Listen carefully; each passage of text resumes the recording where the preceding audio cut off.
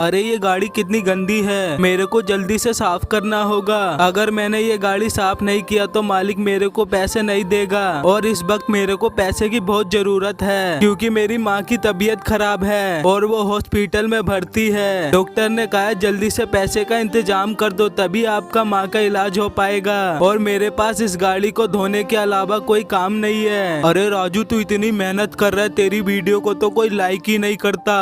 अरे ऐसा मत कहो भैया, ये लोग बहुत अच्छे इंसान हैं। ये जरूर मेरी वीडियो को एक लाइक करके चैनल को सब्सक्राइब करेंगे। अरे ये गाड़ी तो एकदम साफ हो गई, अब मेरा मालिक इसे देखकर काफी खुश हो जाएगा और मेरे को जल्दी पैसे दे देगा।